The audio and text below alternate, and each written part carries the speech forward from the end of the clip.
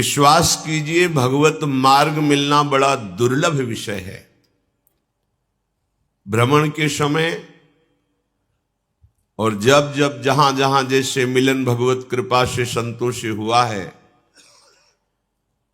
तो जो ये गोस्वामी जी ने कहा है, जन्म जन्म मुनि जतन कराही, बिल्कुल ऐसा ही सत्य अनुभव हुआ है।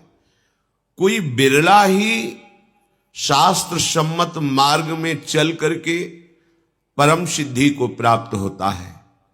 नहीं तो शास्त्र ऐसा अरण्य है, जंगल है, जिसमें बहुतों की बुद्धि को फंसते हुए देखा है, निकल ही नहीं पा रहे। सारा का सारा ज्ञान केवल स्थूल सूक्ष्म और कारण इन्हीं को सिद्ध करने में लगा है, जबकि ये अविद्या का खेल है। ज्ञान तो इनको मिटाने के लिए है, इनको सजाने के लिए नहीं है। पर प्रायः इतनी शरीर की अवस्था हो गई, 80 वर्ष 85 वर्ष, और साधना में लगे हुए हैं, और केवल अविद्या का पोषण हो रहा है। बड़ा आश्चर्य होता है।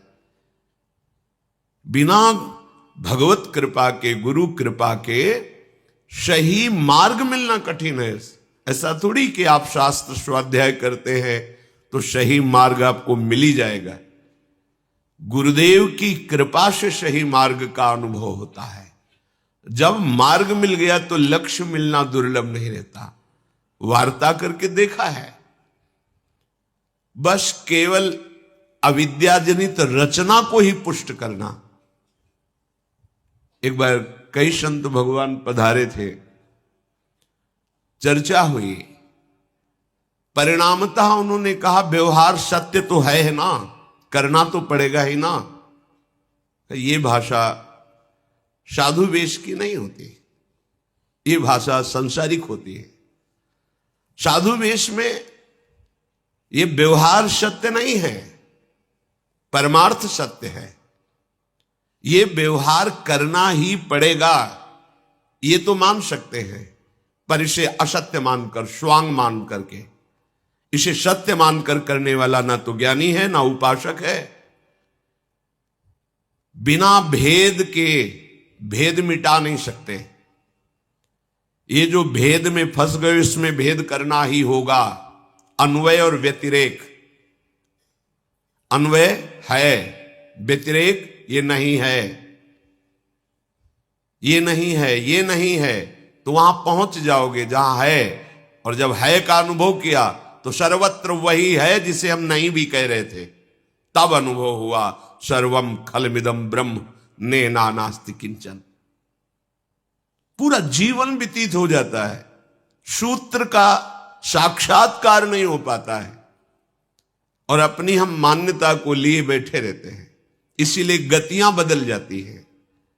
तो श्री भगवान गतियों का वर्णन करते हैं।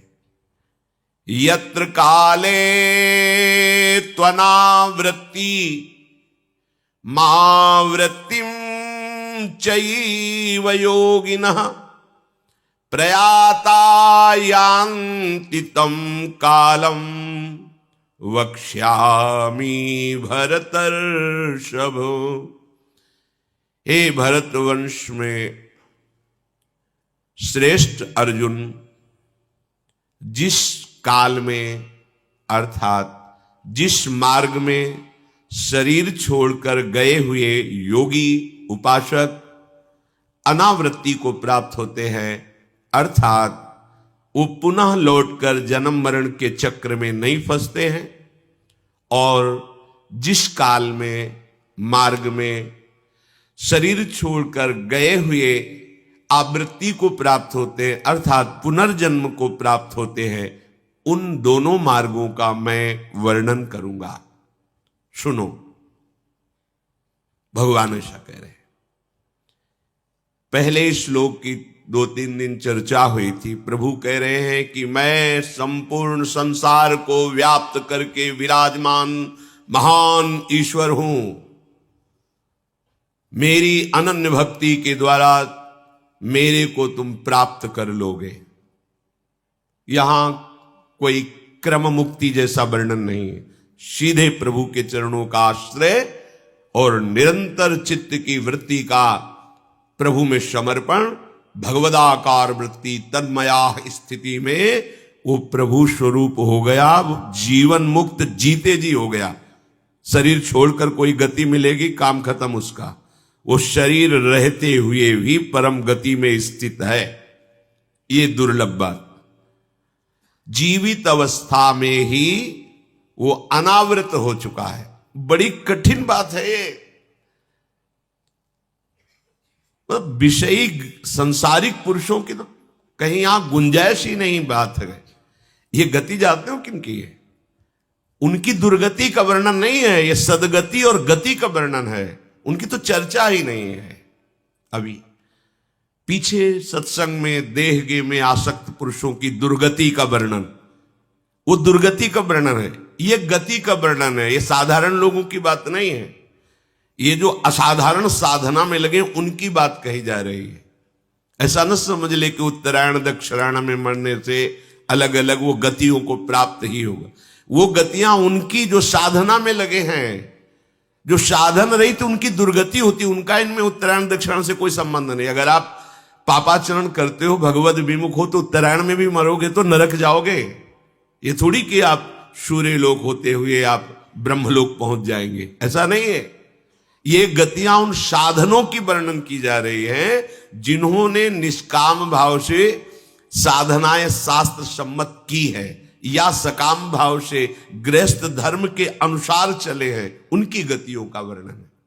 सबसे पहली दुर्लभ गति, प्रभु के चरणों का आश्रय लेकर निरंतर प्रभु का भजन, उसे और कुछ जानने की जरूरत नहीं। भगवत चर्चा सुन रहे हैं, भगवत चर्चा कर रहे हैं, पर हमारा एक ही लक्ष्य है, निरंतर गोरे सांवले चरणारविंद का आश्रय लेकर उनका सुमिरन करना, बस। और कुछ नहीं जानना। इसी से सब कुछ प्राप्त हो जाएगा। वो जीते जी जीवन मुक्त है, क्योंकि उसे अपना कल्याण करने के लिए सोचना नहीं है। भगवान कह रहे हैं ऐसे को तेषाम हम समुद्धरता मृत्यु, ये भगवान का ठेका है। योगक्षेमम बहाम्य हम त्वाम सर्व पापेभ्यो मोक्षयिष्यामि मां शुचः, ये भगवान का ठेका। ये मार्ग बिल्कुल अलग है। इसका परिचय बड़े कृपा पात्रों को होता है। अब दूसरा मार्ग, जो साधना करते हैं योग आदि की, बहुत से लय योग, हठ योग, बहुत से योग है। बता रहे हैं गुरु कृपा ना हो तो शास्त्र रूपी जंगल से निकल पाना बड़ा कठिन है। माया के जंगल से निकल पाना तो सरल हो सकता है प्रपंच के, लेकिन शास्त्र के जंगल से निकल पाना बहुत कठिन होता है। कोई बिरला ही कृपा पात्र उस सूत्र को समझ करके सही मार्ग में आगे बढ़ जाता है, नहीं फंस जाता है। हमारे पास तो ऐसे प्रायः कृपा करके पधारते रहते हैं। उनके दर्शन और संभाषण से लगता है इतना समय व्यर्थ जा रहा है। एक बार भी राम कृष्ण हरि शिव नहीं निकला और घंटों तर्क करने के लिए तैयार है। एक शब्द भी भगवान का नहीं, केवल स्थूल सूक्ष्म और कारण, केवल इसी की चर्चा। तब लगता है कि कहां फंसे हो।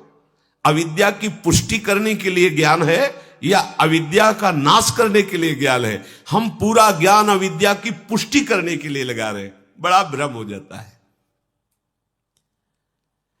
अब जो अपने को पहले ही बड़ा मान चुका है, वो काहे को कोई किसी की बात समझेगा। तो इतने बड़े बन जाओ कि सब तुम में समा जाए, तब तो तुम्हारा बड़ा बनना सार्थक हो गया। इतने बड़े बनो, इतने महान बनो कि तुम में सब समा जाए, केवल तुम ही रह जाओ, तो अहम ब्रह्मास्मि। या फिर इतने छोटे बनो कि सब बड़े बन जाएं, तृणादपि स्तुनि चैन। बीच में काहे को हिल गए हो? त्रिशंकु क्यों बने हुए हो? दोनों मार्ग हैं। बड़े बनना है तो इतने महान बनो कि केवल आप ही आप रह जाओ, तो हो गया ब्रह्मबोध। या फिर इतने छोटे बनो, तृणादपि स्तुनि चैन, तृण से भी नीच, तो आप हो गए प्रभु के लाड़िले प्यारे दास बन गए। प्रभु की प्रेम लीला में प्रवेश पाने का अधिकार मिल गया। अपने ना बड़े बन पा रहे ना छोटे बन पा रहे, बीच में हिल गए। ये बीच वाली दुर्दशा वाली वृत्ति को त्यागना चाहिए।